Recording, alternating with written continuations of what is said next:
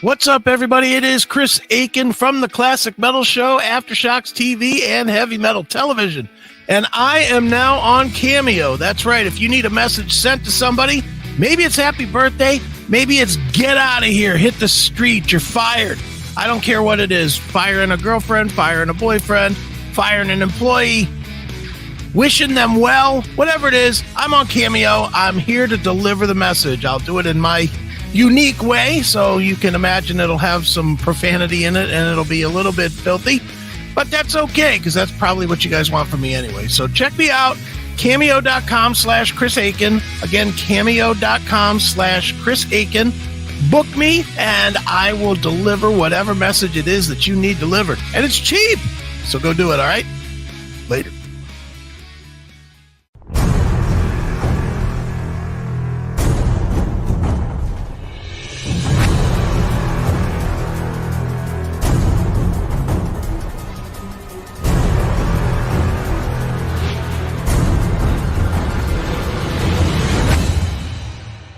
Dyer's Eve, Metallica, right here on your Classic Metal Show. And apparently, Chris, former Metallica bassist Jason Newsted kind of resurfaced after a while. I did see this story. I have real questions about this, but go ahead.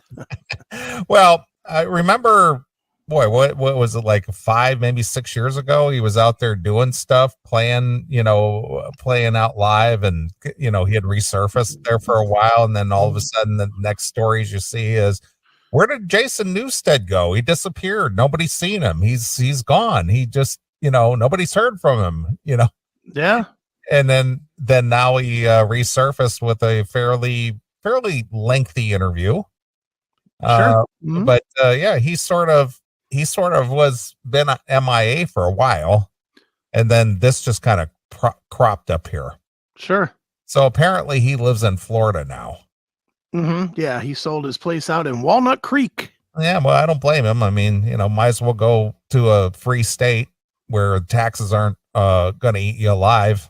Yeah, especially when you have that kind of money. Yeah, no shit. Anyway, he did a interview with the Palm Beach Post, which I guess is his local newspaper down there. It says, okay, don't let the resting scowl face fool you. Former Metallica bassist Jason Newsted is funny as hell. He's funny as hell. Now you know or met Jason a little bit years ago. You told me you had told a story that when he was still with Metallica, he was like grabbing up all the food and stuff that was in the he room. did. He did. He was I knew Jason a little bit. I mean, I don't want to say that we were buds or whatever, but we did know each other pretty well. And yeah, he invited me out to one of the shows, and it was the night after the whatchamacallit, the show at the Odeon that they did, the mid-afternoon concert. Okay. That they did that, and then he invited us to sound check, and I've told that story about playing the drums on Metallica's stage and whatnot, so I won't get into all that. But yeah, we went and we hung out, and at the end of the show, we were in the room, and in comes Jason after grabbing a shower or whatever he was doing, and he has a backpack, and he's just loaded up with fucking sandwiches and shit. And he just was like, look, shit's here, I'm gonna eat it. I'm not gonna waste my money on food. Right. It's free right here. Yeah. It's like, dude, you're in Metallica. Right. Seemingly unaware, he morphs into each person he talks about, hilariously adopting the body language, accent, and mannerisms of everyone from a buzzed Ozzy Osbourne to his brash German and genteel Japanese fans. And one cannot help but laugh when Newsted describes the shock of meeting female audience members who, thanks to distance, smoke, and unworn eyeglasses, sometimes look vastly different up close after the show. Ask that girl in the fifth row to come back after the show. Oh my God, that's actually her. Jeez. Yeah. Send her back. Throw her back. We call it the 40-foot syndrome, he said, doubling over with laughter. Strumming his guitar in his Jupiter studio, Newsted is upbeat, animated, candid, and no topic is off limits. Yeah. But as excited as he gets when discussing his life's passions like music or his charity work with children, there is a shadow that occasionally darkens Newsted's face. It is evident that when he talks about the insatiable internal drive that keeps him working long hours in a studio and away from his family. I don't allow myself to a lot of times enjoy things, he admitted after a complaintive pause. I'm still waiting for the call. Ooh. He's waiting for the call. Waiting for the call. He's becking the call. Exactly. Let's see here. The call is what motivates him, he said. It is the reason he rehearses day and night, pushes himself to his limits, and refuses to do anything less than the best. Now, do you think he just sits there and noodles in a studio all day? What else he got to do? Well, again, I don't know. It just sounds kind of weird. I mean, how many hours a day can you dedicate to plunking on the bass? Well, there is always Netflix. I don't want to be caught not being able to perform like I can, he said. If it does happen to come, I don't want to let my guard down. Right. The call could be from anyone, he said. He cannot really be sure what it will entail until the phone rings, but he needs to be ready because it is a call that will put him back on top. See, what call could he be waiting for? Anybody who wants to play with him, I guess. See, but that isn't true. That's not true because he had the Newsted band that was kind of an all-star band. Mm-hmm. I mean, that was a pretty good thing, and it was going well, and he just didn't want to do it. He just abandoned it. But he's been in, I mean, he was in Voivod. That's a fairly big band. He was in Ozzy. That's a real big band. Mm-hmm. He's in Metallica. That's as big as it gets. I mean, what's he waiting for? The Stones? Could be.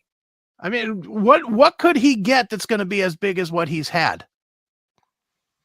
I don't know. I can't think of what. There's nothing bigger than Metallica in metal. Well, maybe he's waiting for Metallica to give him that call. They're not giving him that call. Well, I know. I'm not saying they would. I'm just saying maybe that's the call. Maybe. I don't know. I mean, he kind of quit them. That's that KK Downing syndrome there. You quit them and then you want back. Nah. I'm just gonna say they're not gonna call him back. They like Robert. Yeah, of course. He's easy to deal with, and he doesn't give him any lip. Yeah, and he probably doesn't get a big share like Newsted did. Yeah, probably not. Yeah, he's probably like a hired gun. Yeah, well, yeah. Yeah. It is no doubt tough to part ways from one of the most influential, enduring, and lucrative acts in the hard rock history, as Newsted did in 2001 when he left Metallica. He is the first to admit to the virtual impossibility of achieving a subsequent level of success that could rival that of Metallica, which is what you just said. Right. With which he earned 6 Grammy Awards and was inducted into the Rock and Roll Hall of Fame. Yeah. I've already seen a whole bunch of really, really crazy stuff in this really hyper exclusive club, and I'm not sure what's going to top it, he said. But as far as the notches in the belt and the shiny part of the crown, I think that's as shiny as they're going to get. So probably right about that. No. At this point, Newsted's career, he said the call would have to be from someone really, really special, maybe like ZZ Top, Gary Clark Jr., or Joe Bonamassa. Offers from Aerosmith, Alice Cooper, and others have fallen flat. He said, although... Wait a minute. Whoa. Stop. He's willing to go out with Joe Bonamassa, but not who? Aerosmith, Alice Cooper, and others.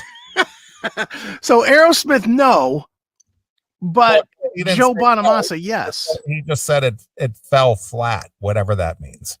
Well, it means he didn't take it. Well, either that or they didn't. They gave him a chance and they decided they wanted somebody else. That could be. Jeez, that just sounds weird that he'd be wanting onto a Joe Bonamassa to go play clubs. Well, maybe he kind of like respects Joe Bonamassa or something. Maybe he's got that kind of like, oh, he's revered, Could be. Yeah, that seems like a step backwards to me. Mm-hmm.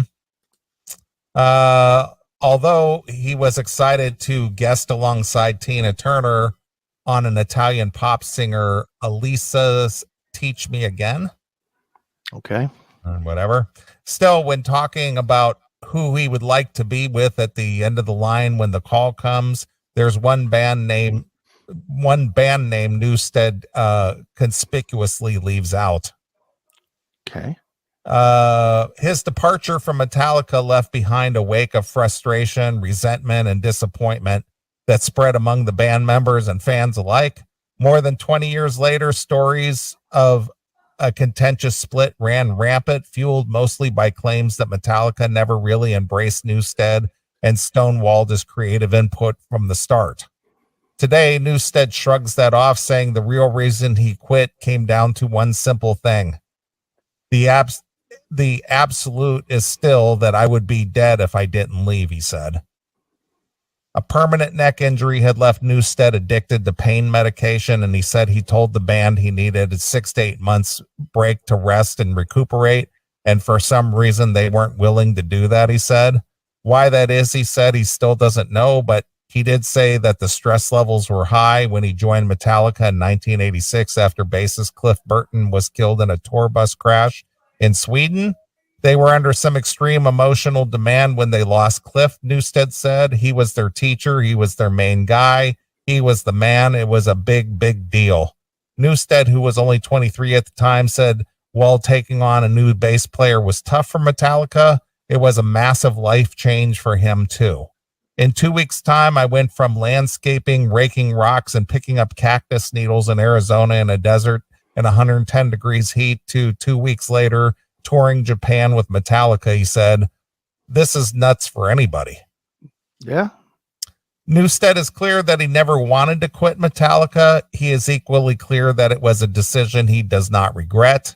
It's like a crazy ass hollow void that will probably never be filled, he said. About leaving, it was really horrible, a lonely feeling. I was like, why did you screw yourself so hard? Why did you? But I think also you wouldn't be breathing right now if you hadn't done it. Leaving Metallica, however, did not immediately solve Newsted's drug problem. He quickly joined a year-long tour with Ozzy Osbourne, who was in hindsight was probably not the best person to hang around for someone trying to get off pills. Right. At some point, I remember 77 tablets he took in one day. That would be meds, vitamins, supplements, Xanax, Vicodin, Newsted said. Folks said he must have had Parkinson's because he was shaking. No, man, he was just vibrating. He's not sick. He's just jacked up, and that's what I stepped into. Jesus. Newsted managed to play 62 shows in 31 days during Ozfest, he said, joining his former band Voivod on the smaller stage during the day before headlining with Ozzy each night. And despite Ozzy's incessant partying and Sharon Osbourne's never-ending attempts to control it, it would not have been possible to have worked with a more enthusiastic or dedicated musician, Newsted said. He got his gear on 2 hours before stage time with Zeppelin jamming like, let's go, Newsted said of Ozzy rocking out pre-show in his dressing room. That was the real person, and no matter what kind of stuff they tried to subdue him with, he was still the essence of that person. So was the side of Ozzy that few ever witnessed, Newsted said. So was the side of Ozzy that few ever witnessed, Newsted said, like when Ozzy saw Newsted's Chihuahua backstage sporting a pair of big sunglasses. He lost it like a child, Newsted said, laughing and mimicking Ozzy's mannerism. He's like, oh, baby, that's the genuine person. There's still this really big-hearted, animal-loving dad in there, beside being the Prince of Darkness. He is that, too. Okay.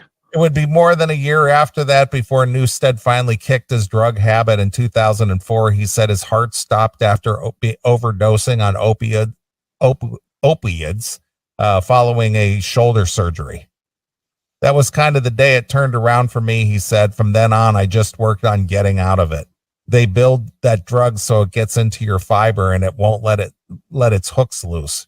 He got straight, but in the process lost some of his best friends he had ever had, he said.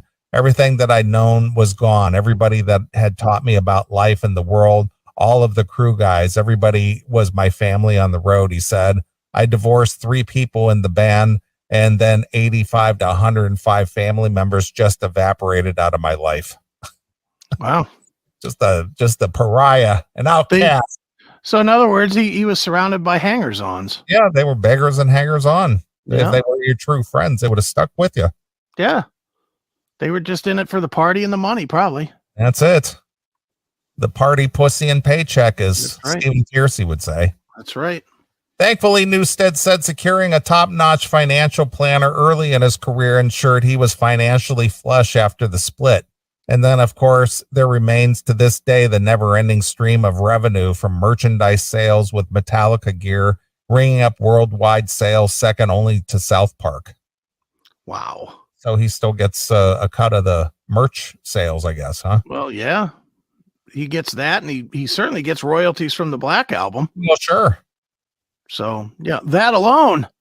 Royalties from the Black Album alone is more than enough to take care of him for the rest of his life. Fucking every goddamn sporting event plays Enter Sandman at least twice a game.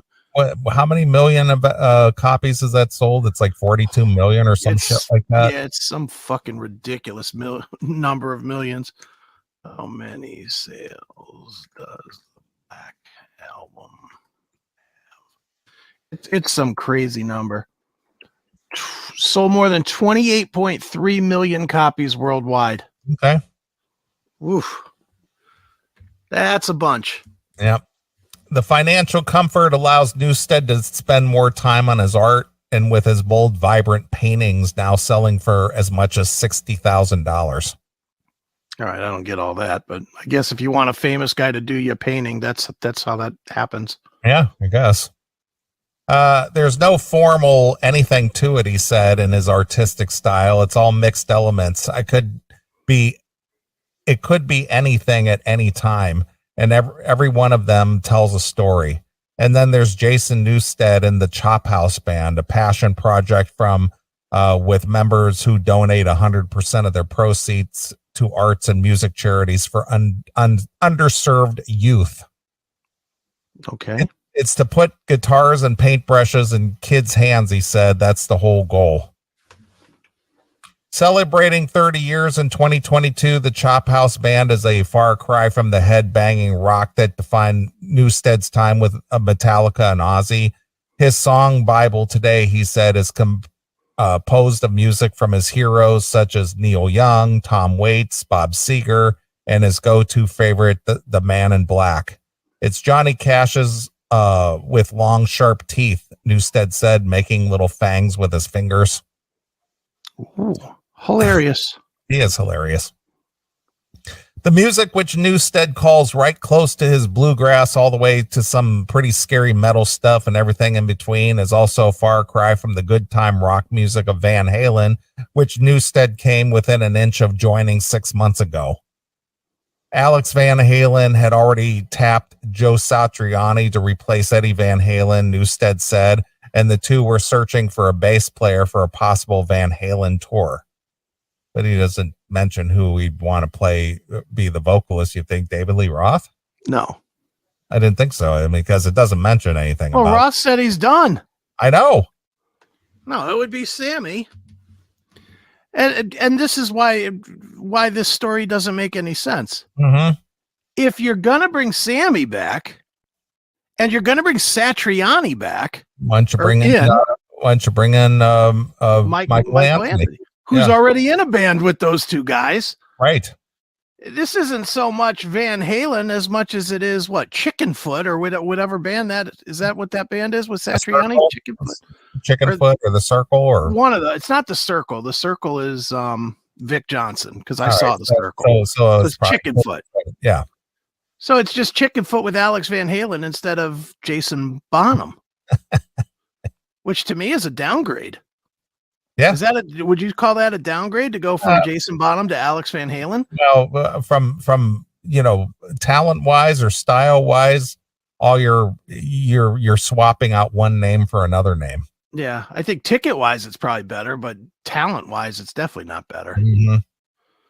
Yeah, I don't know about that. I mean, I don't think anybody's gonna love. You couldn't call it Van Halen. You got to call it a tribute to Van Halen. Yeah, of course. Because if you call it Van Halen, people are gonna fucking lose their goddamn minds over that. Right. Right. Starting with Wolfie and fucking Valerie Bernelli, probably. Sure. Well, Alex is part of Van Halen. Yeah, but I mean, I guess he could use the name if he wanted to. I mean, I'm sure. obviously that would be a sacrilege to do that, but Yeah. It doesn't make a lot of sense to go out and call something Van Halen when you've got two different Van Halen bass players that are out there alive and actually playing.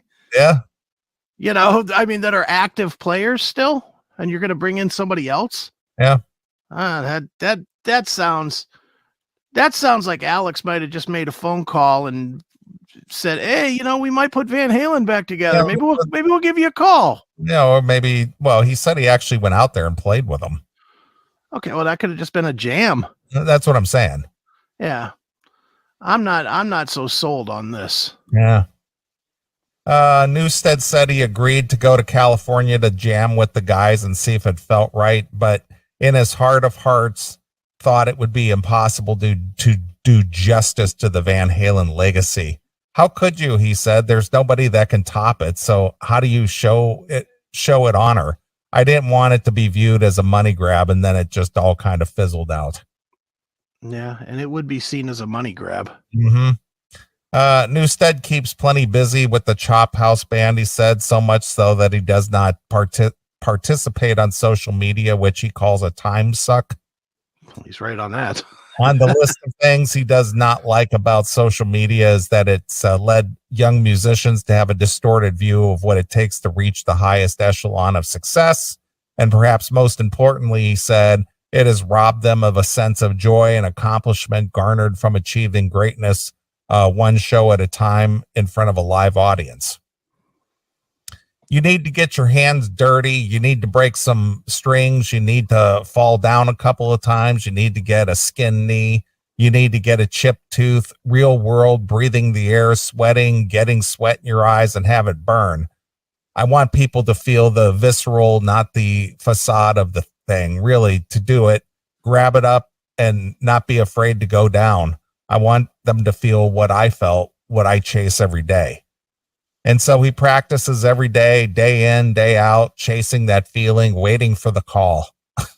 All right. Then in the moment of raw vulnerability, when asked point blank if he would go back if the call came from Metallica, Newsted responded without hesitation, absolutely, man. I was all the way committed to that. I could not have been more devoted to that band. It's not possible. How long do you think it would take him before he'd be unhappy in that band, though? Half a dozen gigs. Yeah, I was gonna say, I don't see Jason Newsted being happy with the okay, friends. Yes. Let's bring up the 9-year-old on stage with us. I can't see him happy with that. Yeah. He'd be like, what the hell? I'm trying to murder the crowd. Right. Although who knows? I mean, who knows? He's older too. Sure. He's older too. And I mean, if you've ever heard any of this Chop House music, it's not that it's bad or anything, but it certainly ain't aggressive. Right. It's very kind of mellow. So that's what it's. Well, that's what he's saying. It's kind of Johnny Cash, kind of Seeger, kind of that kind of stuff. Maybe he'd be all in for the Friendtalica that we have today. Well, maybe. I mean, he does do the charity causes for children and all. So okay, family, Metallica family, welcome back, brother Jason. Exactly. Yuck. It would sell tickets though. Well, I would imagine.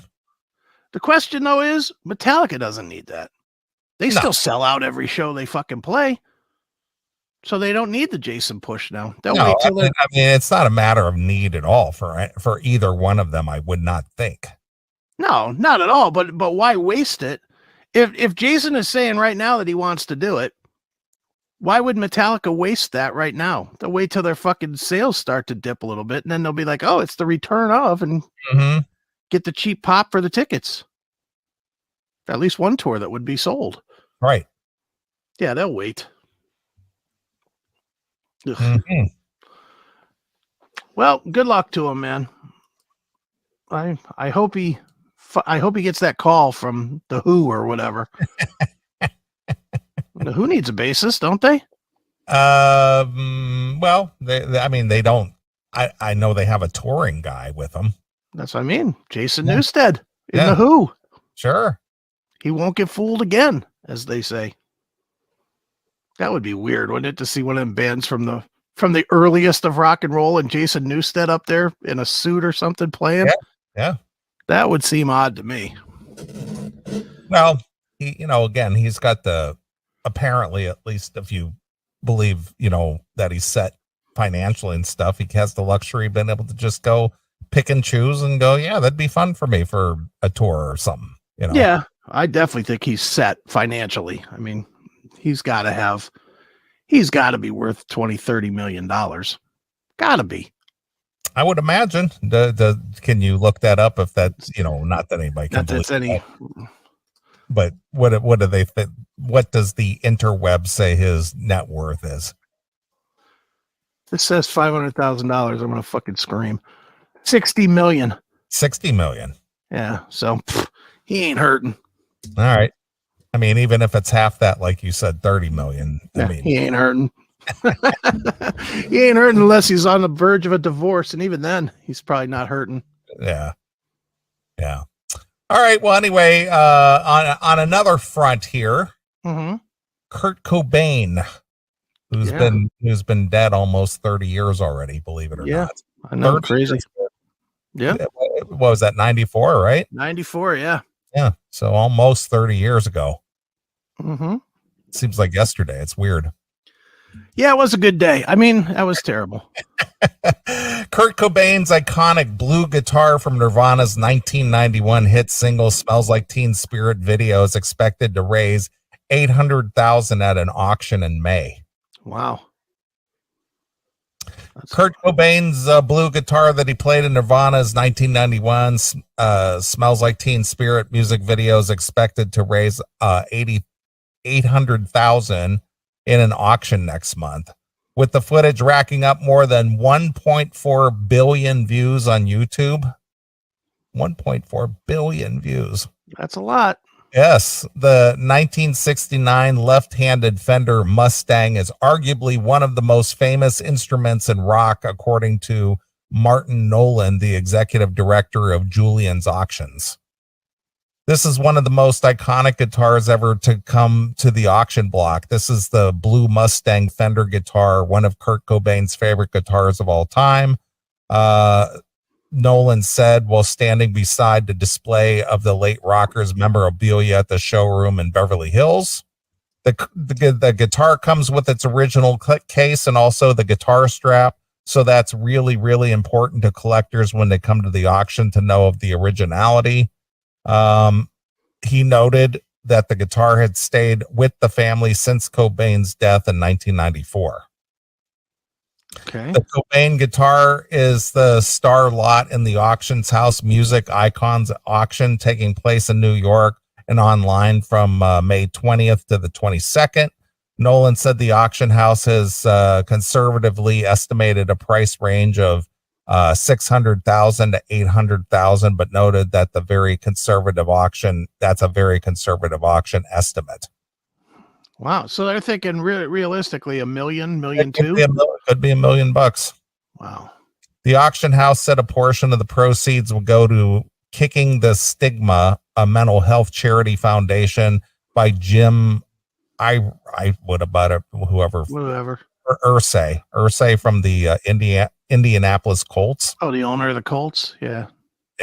The auction also features other items, including the original Kurt Cobain artwork of Michael Jackson that is expected to fetch up to $40,000, and one of his cars, a 1965 Dodge Dart, expected to fetch between $400,000 and $600,000. $400,000 for a Dodge Dart? Yeah, 65 Dodge Dart. Why? Because it was Michael Jackson's? No. This is still Kurt Cobain's. Oh. You got to be kidding me. He drew a picture of Kurt Cobain, did some artwork. He drew a picture of Michael Jackson. Oh. And and his car, Kurt Cobain's car, is also up for auction. But it's a 65 Dart? Yeah.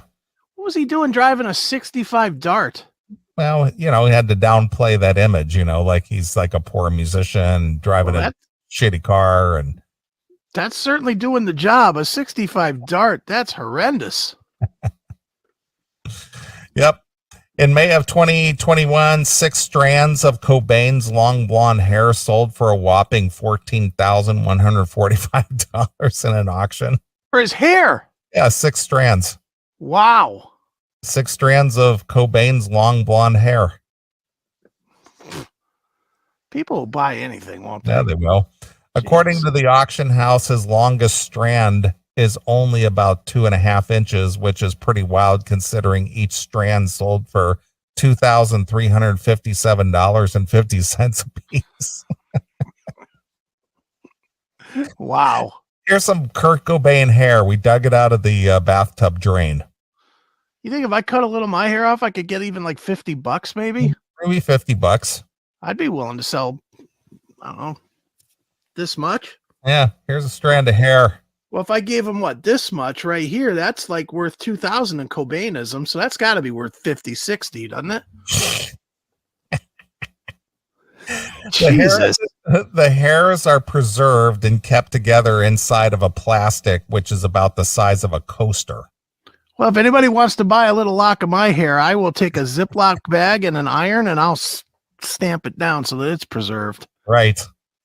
According to the listing, the strands came at a very interesting time as they were cut just 4 months after the release of Nirvana's first album, Bleach, and years before they came to the biggest rock band in the world. Now, who held on to this? Probably some barber. Well, I mean, but this was before they became famous.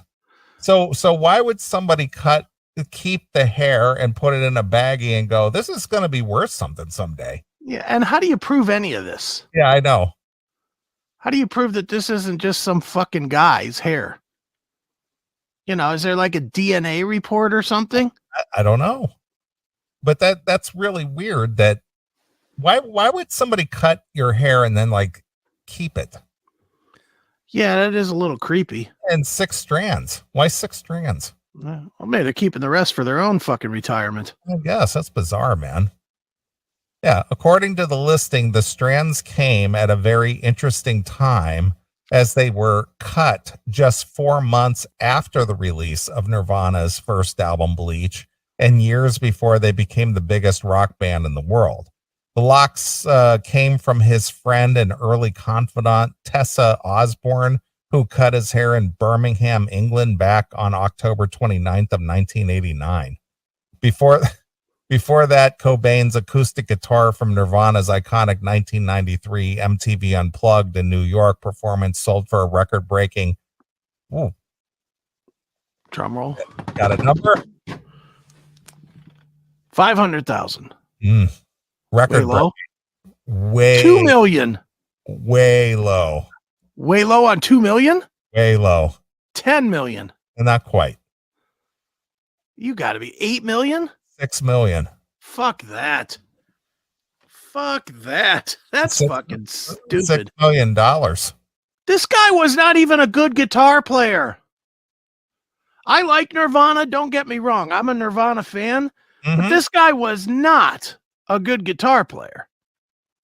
It's literally worth that just because he fucking bulleted himself. I guess. That's the only reason. Because if we're going by this logic, how much is a dime bag guitar worth? Yeah, really. 200 million? Get the fuck out of here with this. Jesus. Yeah. The 1959 Martin D18E, which was often out of tune, was expected to fetch between 1 million and 2 million during the online music icon sale hosted by Julian's Auctions, but it ended up breaking the record for the most expensive guitar. That is ridiculous. Yeah. The lot came with the guitar case the Smells Like Teen Spirit group's late frontman used, which was a poster of Poison Ideas album Feel and Darkness on it, which whilst whilst inside is a bunch of guitar strings, picks, and a stash bag. Okay. Kurt married Courtney Love of Hole fame in 1992. Together, they had a daughter, Frances Bean, who is now 27 years old. Good for her. So there you are. Well, how about that? Jesus, that's just sad. That is just sad that somebody is going to put fucking that kind of money in Courtney Love's pocket. Yeah. $6 million to that guitar. That doesn't make any sense. Mm-hmm. I mean, the guitar that he used on the MTV Unplugged is $6 million, but they're only expecting the iconic Smells Like Teen Spirit to fetch 800,000. Yeah. Mm-hmm. And that's the one that has been seen a whole lot more. Yeah, exactly. Yeah. That doesn't make any sense. I don't know. That whole story sucks. How much is an Eddie Van Halen used guitar worth at this point? Well, I imagine if it was the original Frankenstein, yeah, that would probably go for 10 to 20 million, would you think? Well, I don't know. After that one went for 6 million, I'm thinking Elon Musk could be making decisions between Twitter and Eddie's guitar at this point. Exactly. It's fucking Eddie Van Halen. Yeah, well, if it's like I said, if it's actually the original Frankenstein. Oh my God, that's got to be worth $1 billion with a B. Yeah, that's got. I mean, serious number. That's got to. If Kurt Cobain's guitar is worth 6, Eddie Van Halen's original has to be worth at least 20. Mm-hmm. At least. That's what I said. 10 to 20 million. Man, oh man, that Wolfie. Why is he even trying to make music? Just sell dad's junk. Right. Well, I doubt Wolfie's out there touring and playing music because he needs money. Well, that's true too, but man, I'm sure he does it just because it's like, well, I'm a kid. I got the Van Halen legacy. Hey, what am I going to do? I don't have to work. Yeah, true. So he just goes out there and does it. I mean, he makes good music, but man, I think I'd have EVH 5150 would be my eBay name, and I'd be selling all of dad's junk out of the closet. Here's a concert worn sock, right. $6,000. Sure. Jeez, oh man. I don't know. There you are. That is some crazy numbers that people. What? I just don't understand. Maybe it's just, again, it's us being jaded, but I don't understand memorabilia. Well, I like memorabilia. I do, obviously. I mean, you've seen some of my stuff. I do like memorabilia, but I'm not willing to pay hundreds and thousands of dollars for it. Yeah, I mean, that's what I'm saying is to risk, a lifetime of money to own a Cobain guitar or I don't know, a Dio microphone or. Well, it's like the guys who collect sports memorabilia. This was Babe Ruth's bat. Yeah. Or this was, I don't know, who was the big hockey hero up in Canada? Gretzky. Well, Gretzky one. Here's Gretzky's hockey stick. Yeah. Something like that. This is the original. This is the one that he won the Stanley Cup, the final shot in the Stanley Cup in 1986 or some shit like that. Yeah. I just can't see it. I mean, it's and maybe it's just in our world. And I mean, what would you pay for, I don't know, a fucking Alex Skolnick guitar pick? I wouldn't pay $1. I wouldn't either. And I like Testament. I love Testament. Sure. But I wouldn't pay $1 for that. Yeah. And I'm looking around here on the walls and stuff. All the memorabilia that I have here is personal to me because I got it myself. Mm-hmm. So I've never went out and purchased memorabilia from somebody, Mm-hmm. Yeah, I don't think I have either. I'm looking around my room here. The only thing that you purchased was a Zeppelin ticket. Yeah, and even that wasn't that expensive. Well, it's not that it was expensive, but it is memorabilia that you purchased. Yeah, it's the only thing I've ever spent money on. And it's like, yeah. Now, if I could sell it, I would. You probably could. I don't know what it's worth. Yeah, I probably could. Can you look that up? See if there's any value on that? I can try to. Let's see.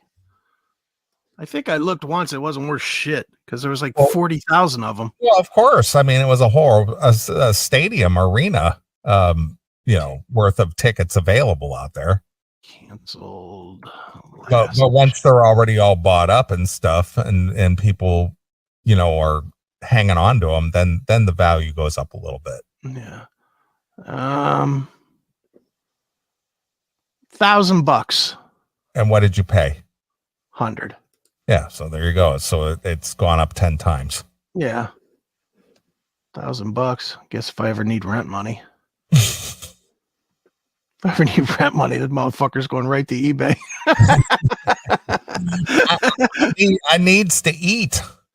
I ain't gonna lie, dude. All the shit that I do have that I know is like not replaceable stuff. Mm-hmm. Like the dime bag autographs and stuff like that. Sure. The only thing that goes through my mind is, man, if I ever need money, this shit is gone. Well, that's I know people that they collected stuff. Let's just say like pocket watches or something. Mm-hmm. And they actually, they had to part with it because they needed the money. Right. It's like, yeah, I've been collecting these pocket watches for 30 years or whatever, and I'm kind of on having down, hard times, so I gotta part with it. Sure. I know. I thought when I was at my brokest, when I was just about to lose my house, like early on in the Econ IT days, mm-hmm. I thought long and hard about selling the Babe Ruth baseball. Mm-hmm. Because I could get like a year's worth of money at that point, maybe 2 years worth of money at that point, the way I was living. But I really thought about selling that ball, and I didn't. But I think now, especially now that like my grandfather's dead and whatever, and I don't really believe that he's looking down on me to see if I'm taking care of it. I don't buy into that bullshit. Right. I think I could sell it without any emotional baggage to it. But I bet you would really shop it around to make sure you get the most bang for the buck. Yeah, I wouldn't just throw it on eBay and take somebody did a fucking first buy or whatever on the eBay. No, I would definitely do it through an auction house or whatever and make sure I get my $50,000-$60,000 out of it. But but I wouldn't have. For me now, I'd be just as good at just taking a picture of it, like me holding it. Mm-hmm. Say, okay, I had it at one time. Good enough. Yeah, that's good enough. I don't need it sitting in a closet somewhere or in a safe deposit box in a fucking bank. How is that special to me? It's not. You know how it's special to me? Because once a year I got to pay another fucking $100 to keep it in the box. Yeah, I get it. I mean, different things mean different things to different people, Yeah. I mean, like I shared, the photos with you this week because this past what is today? Today's the 16th. Mm-hmm. Yeah. So Thursday was 33 years ago that Robbie Knievel jumped the fountains at Caesar's Palace, and of course I was there and got the shirt and the autographs and Medieval and Robbie and stuff. So to me, sure, that's a special collector for me. Mm-hmm. But it's not worth anything to anybody else. Yeah, well, because you were there. I was there, and the thing is it the autographs have my name on them.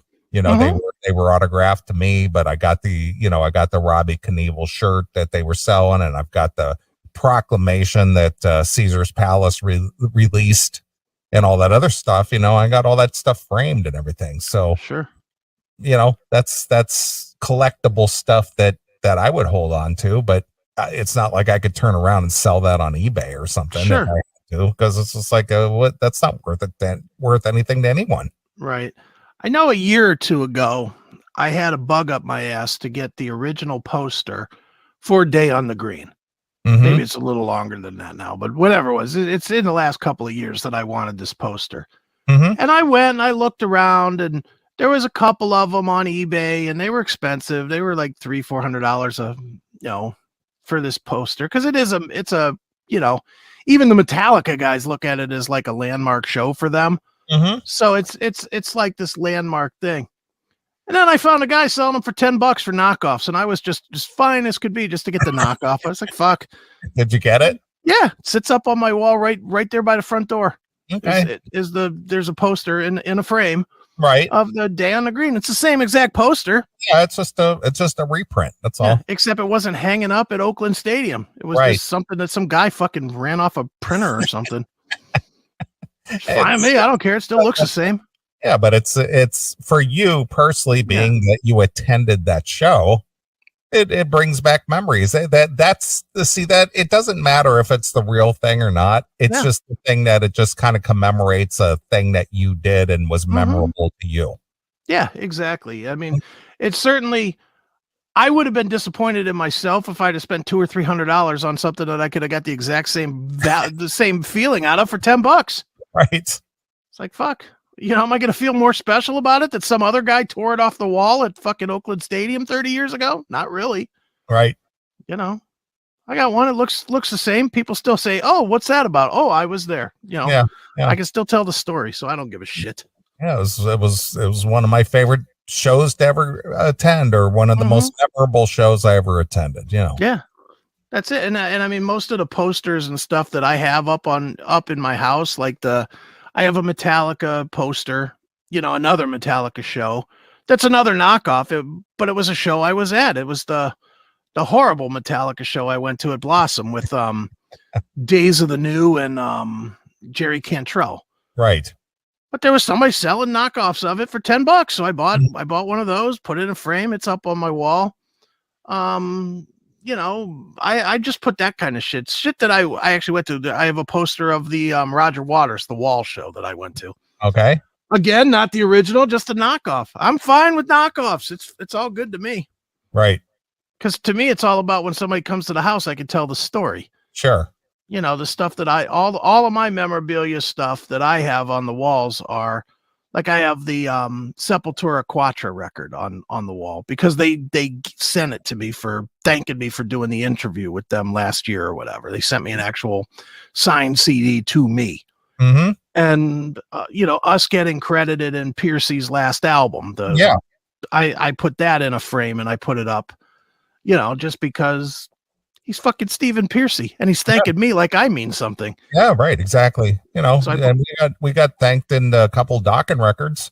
Yeah. And I have what was it? Broken Bones? I think we're in Broken Bones, I think, and we're in Lightning Strikes as well. Again. Yeah. I think I have Broken Bones up on the wall too, where we were thanked on that one too. So, if it's got a personal meaning like that, I will kind of tributize it, I guess. But I mean, it's personal to you. Yeah. Which is the point I was making, because I'm looking around at the stuff hanging here in the studio, and everything in here is personal to me. Well, it's like I have in a frame, I have a screenshot. This is so lame, but it's still cool to me. I have a screenshot of my credit in Maynard from Tool's book. He credited a review that I wrote. Yeah, I remember that. Well, I put that in a frame, but I still don't own the book, because I really don't care. I don't want to read a book about Maynard James Keener, nor do I want to spend $35 just because it has my name in it. Sure. It's not that important to me, but somebody sent me the screenshot, somebody that did buy it, and I put that in a frame. So, well, there it is. I got quoted in the guy from Tool's book. That's cool. Not cool enough to spend money on, but it's cool. Yeah, that's pretty good. Oh yeah, we're also in the one of the Benedictum releases. Sure. We're credited in one of those discs. Yeah, dude. How many different iterations of the Metal Generation book did we get credits in? Yeah, we did that. Mr. Kleck. Yeah, he put it out 5 different ways and thanked us in every single one of them. and we're mentioned in there. Yeah, wrote about us. Where, And I don't even have that on the wall, but it is up there on the shelf. I do yeah, have it. I have mine over here on a table right here. Yeah, it's cool in that, but I don't keep. I don't know about you, but I don't keep everything that we're mentioned in. Mm-hmm.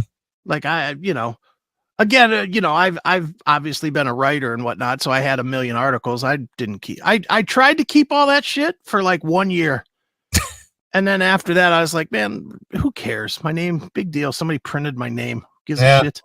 Yeah, it's a nice little tribute. Yeah, I don't even, dude. You probably have more Music's Bottom Lines than I do. Yeah, I thought you had gotten all those music bottom lines. I have a bunch.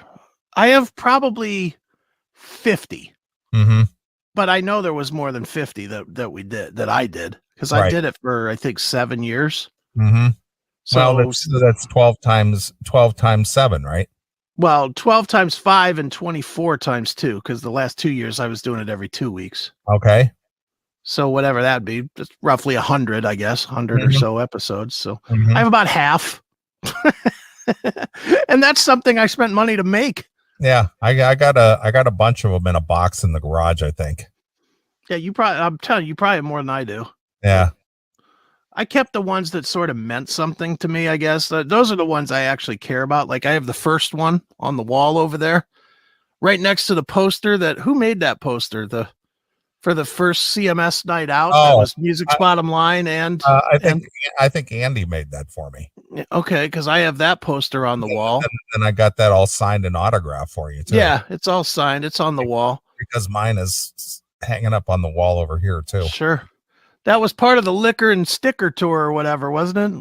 Liquor and Poker tour. No, that didn't have anything to do with that at all. I know Ashes to Ashes played it. I remember that. Yeah. But we got Music's Bottom Line logo in the poster. Yeah. Mm-hmm. I mean, so I have that. I know I have the interview that I did with Peter Chris. I have that one because that's probably the most famous interview that I've ever done, because MTV grabbed the audio and ran it, mm-hmm. On MTV, and Rolling Stone ran it, and so I have that. I do have the copy of. I was in Rolling Stone twice, and I have both of those. I have the Peter Chris one, and I have the Tupac one. So I've kept a couple of those things that are cool, mm-hmm. but every stupid thing that I'm in, no.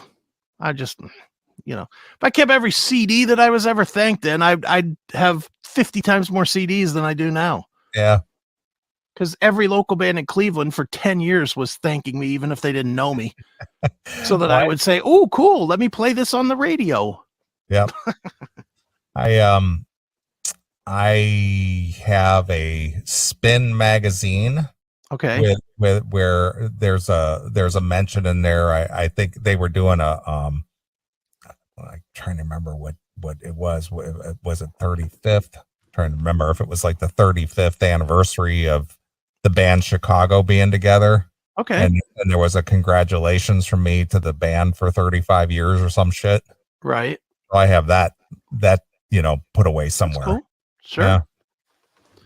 Yeah, I mean, it's always nice to get that stuff, but do you keep everything? Like, you probably keep everything. I do. I don't have everything displayed. I got a lot of stuff, and I'll tell you what I have a lot of, and I got a lot of autographed ones, is I have a lot of, remember years ago when going to concerts was cool and they actually sold a tour program? Oh, yeah. Mm-hmm. I got a ton of those. Really? Yeah. Just really nice, they were really nice, they were heavy duty stock and they had good glossy pictures in it. And sure, I've got a lot of tour programs. Wow. See, I could never probably have a stack of tour programs like that. No shit. Wow. Yeah. I could never buy those because I was always in the mosh pit. So I was like, they're just going to get destroyed. And I never went with obviously I never went with my ex because she hated that fucking shit. Mm-hmm. So, I couldn't go with her where I could say, here, hold this while I go fucking kill people in the mosh pit. So I always went with other buddies that went. So I had nobody to hold the shit. So I never bought it. Yeah. I got a ton of concert t-shirts.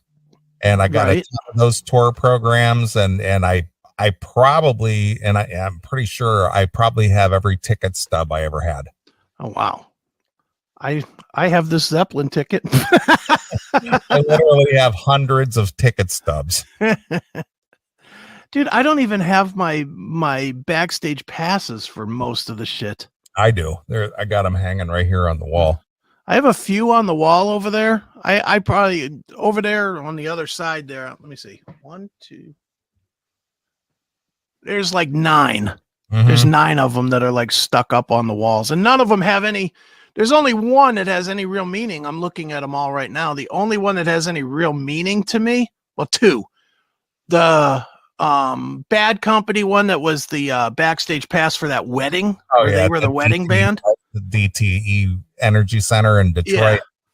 Yeah, where they were the wedding band. That one, and the Hall & Oates one, where I was hanging with with John Oates getting hammered on an $800 bottle of wine. Nice. That was a fun night. Fucking I'm sure. Hall & Oates. I mean, that they're a legendary band, I guess, at this point. Oh, dude. There was nothing cooler than the fucking saxophone player saying, "Here, hand me that tambourine." And I was sitting right next to where his gear all was. Sure. And he just kept saying, "Here, hand me that." I was handing him a saxophone or a tambourine or, whatever, a clarinet or whatever he was fucking playing. It was cool as shit. That reminds me a few weeks ago when I was out at the Dawkins show and Sal went with me. Don gets a lot of his stage clothes and stuff made at a special leather shop in LA called La Riga. Okay. And I mean, it's expensive. Sure. It costs a lot of money to custom make these leather clothes and things that they make. And they make the stage gear or stage clothes for Steven Tyler and Rob Halford. And, they got a bunch of clients that they do their stuff with. Well, Don had a jacket made for John. Okay. As a gift. Sure. It's a very unique jacket, very cool stage jacket, leather, it's got some studs on it, some designs in it and stuff. It was pretty expensive jacket. Okay. Anyway, we made Sal in charge of watching John's jacket when he took it off after about the 3rd song. Nice. Me and Taylor were just ribbing Sal. We're just like, don't you take your eyes off that jacket, because it's like, nah, about the 3rd song, I'm going to take my jacket off. If I give it to you, make sure it doesn't get anywhere. Right. Because somebody had swiped that in a second, Sure. But so Sal's standing on the side of the stage holding this thing like it was going to get away from him, We're fucking with him. Keep your eyes on that jacket, Sal. Don't you take your eyes off of that for a minute. Hey, where's that coat? Aren't you watching it? Dude, that reminds me when I think it was Don. I don't remember if it was me, you, or Don, but one of us told John and Scotty at that Van Halen show that they could act as Dawkins stage management. Yeah. And they went up and were shooing bands off the stage. So they were going, we got to clear the area. Like they were in charge and people listened to them. And they did. And they weren't in charge of shit. We literally set them up. Here, go do this. Yeah, that was funny. They did. Okay, your time is up. Get off the stage. That was a good one. Yep, hilarious. All right, man. Well, I say we take a break, then we'll get into our 3rd segment, which will be released for the membership only people. That's right, the locals community. You can see it and hear it live now, but if you catch the show later, you're fucked. You're not gonna get it, and supposedly it's gonna be a goodie. Well, it's gonna be interesting to say the least. Holy shit. All right, I'll let you pick a tune. What would you like to hear? How's about Young Man from Thunder? Thunder, Young Man, huh? Yeah, it's from their latest release. All the Right Moves. Yeah, That's the band that keeps retiring. Retiring and just going away. Yeah, they keep saying, "This is it. This is it." Yep. Oh, we're back. Now we're done. Yeah. All right. Well, Thunder is a band that Chris and I both like, and they've been around a long time, and I'm surprised that they've turned around and released another record. Didn't they just release a record a year ago? I think so. Yeah, but they're back. I know. Got another new song or new record, so they're a working machine. Yeah, pretty good for a retired band. Yeah, no kidding. All right, this is it. We're not performing anymore. All right. Well, here it is. It's Thunder with Young Man exclusively here on your Classic. Thanks for checking out this episode of The Classic Metal Show. Get all of our episodes uncensored at www.theclassicmetalshow.com. Join us weekly from 9 p.m. till 3 a.m. Eastern at www.cmsradio.net. Participate in the live chat room at www.chatandkill.com. Once again, thank you for checking out The Classic Metal Show with Neeley and Chris. Hail and kill, fuck you, pal, and hand job!